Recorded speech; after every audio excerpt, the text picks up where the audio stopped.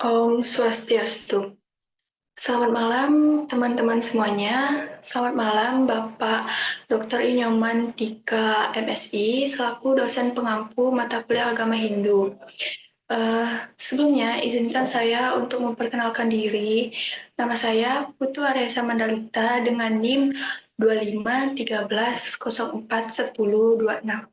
Jadi di sini saya akan mempresentasikan tentang materi UTS Agama Hindu. Jadi yang pertama itu uh, saya akan membahas materi tentang Brahma Widya dalam Adarwa Weda. Jadi di sini saya membawakan topik yaitu doa penolak bala dan keseimbangan hidup, yang dimana di sini membahas tentang mantra sebagai perlindungan batin. Yang kedua, menjaga keharmonisan pikiran, dan yang ketiga, menjadi pegangan spiritual di era globalisasi. Nah, jadi Adarwa Weda mengajarkan bahwa mantra adalah energi spiritual yang dapat menyembuhkan, melindungi, dan menyeimbangkan. Brahma Widya bukan hanya ilmu tentang Brahman, tetapi juga tentang bagaimana manusia itu berinteraksi dengan kekuatan ilahi, misalnya melalui vibrasi suci. Nah, dalam dunia yang penuh dengan tekanan psikologis seperti saat ini, mantra itu menjadi terapi batin yang menghubungkan manusia dengan keterangan universal. Nah, praktik ini mengajarkan bahwa keharmonisan pikiran bukan hasil dari pelarian, melainkan dari penyelarasan antara pikiran, perkataan, dan tindakan. Nah, jadi di sini dapat saya simpulkan bahwa Brahma Widya itu adalah seni hidup selaras dengan hukum kosmis. Nah, yang kedua itu ada hakikat manusia Hindu dan Pancasrada. Nah, di sini saya akan membawakan topik tentang krisis spiritual remaja Hindu, di mana membahas tentang hakikat manusia, contohnya Atman merupakan bagian dari Brahman. Yang kedua, Pancasrada menumbuhkan keyakinan dan makna hidup. Yang ketiga, menjawab keraguan terhadap karma dan Tuhan. Jadi, ketika seorang remaja Hindu itu kehilangan arah, ajaran tentang hakikat manusia sebagai Atman itu merupakan titik baik. Nah, ia bukan tubuh yang fana, tetapi jiwa yang kekal. Nah, Pancasila ini memberi struktur keyakinan yang membimbing seseorang dari keraguan menuju pemahaman. Nah, keyakinan pada karma pala dan juga punarbhava ini mengajarkan bahwa setiap pengalaman itu adalah bagian dari proses evolusi spiritual. Nah, dalam konteks psikologi, ajaran ini itu membangun resiliensi spiritual atau kemampuan untuk bangkit dari krisis dengan kekuatan batin. Nah, dapat disimpulkan bahwa Pancasrada ini bukan dogma, tetapi sebagai fondasi eksistensial yang memberi makna dan juga arah hidup. Selanjutnya itu ada catur marga dan tempat suci. Di sini topik yang saya bahas itu adalah kehidupan desa yang harmonis.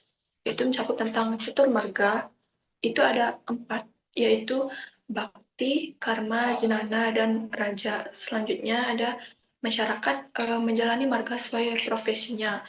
Yang ketiga ada tempat suci sebagai pusat pemersatu spiritual. Nah, jadi catur marga itu menunjukkan bahwa spiritualitas itu tidak bersifat seragam, melainkan plural dan kontekstual.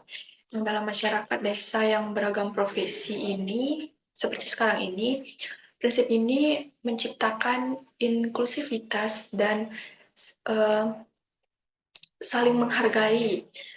Bakti bagi yang penuh cinta, karma bagi yang aktif, jnana bagi yang intelektual, dan raja bagi yang kontemplatif.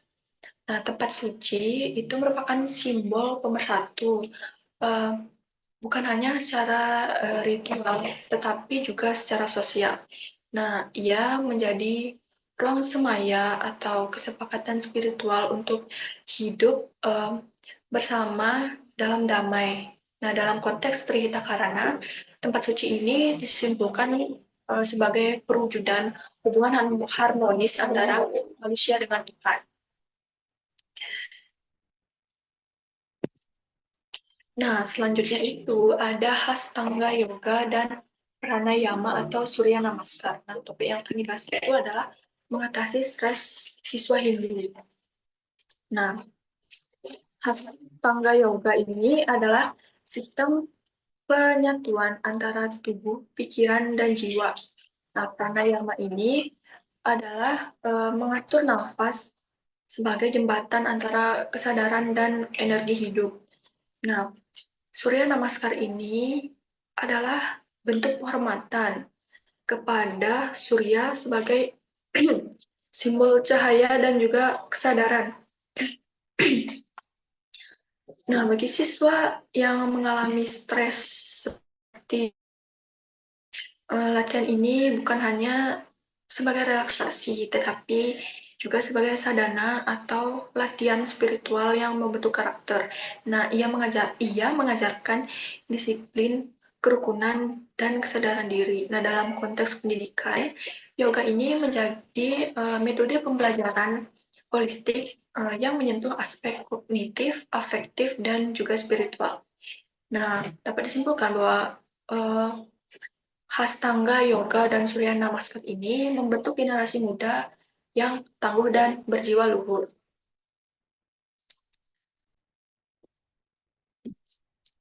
Selanjutnya ada Gayatri Sadhana dan Kitab Suci Agama Hindu. Nah, di sini topik yang akan dibahas itu upacara Saraswati dan kecerdasan spiritual. Um, Gayatri Mantra itu adalah doa pencerahan yang menghubungkan manusia dengan Savita atau sumber cahaya kebijaksanaan.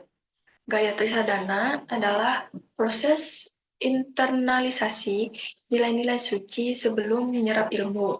Nah, dalam upacara Saraswati, pelantunan mantra sebelum membaca kitab suci itu menunjukkan bahwa belajar adalah proses sakral.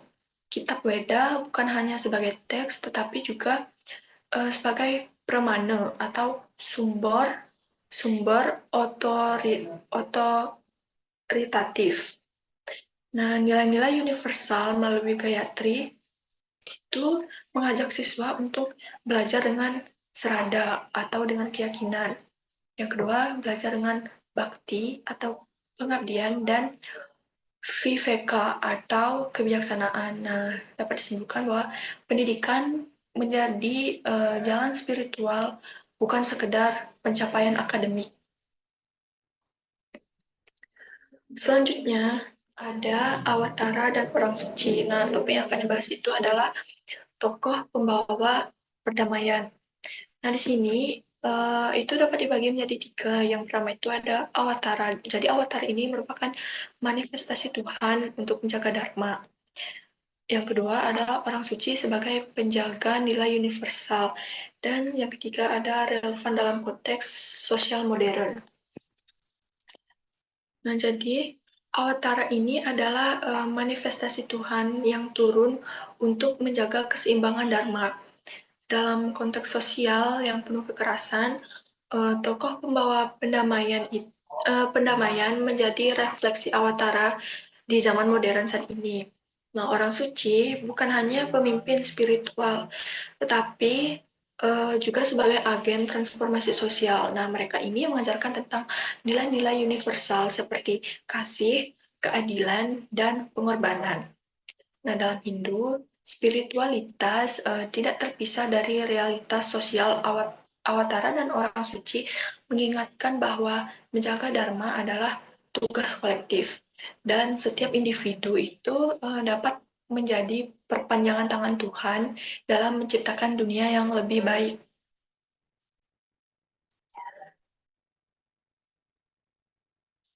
Selanjutnya ada hakikat manusia dan spiritualitas. Jadi topik yang akan dibahas itu adalah spiritualitas di dunia kerja yang dibagi menjadi tiga, yaitu yang pertama ada tatamasi, artinya aku adalah kamu.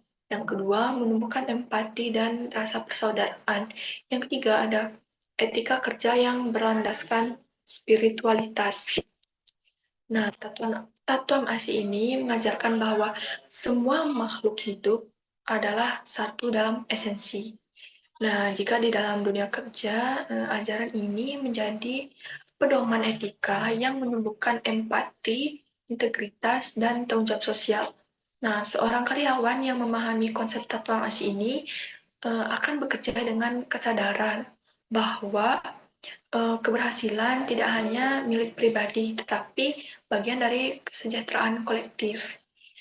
Nah, ia menjadi pribadi yang seva bhava atau berorientasi pada pelayanan. Nah, etika kerja dalam Hindu bukan hanya sosial efisiensi, tetapi tentang karma yoga atau tindakan sebagai bentuk pengabdian kepada Tuhan dan sesama.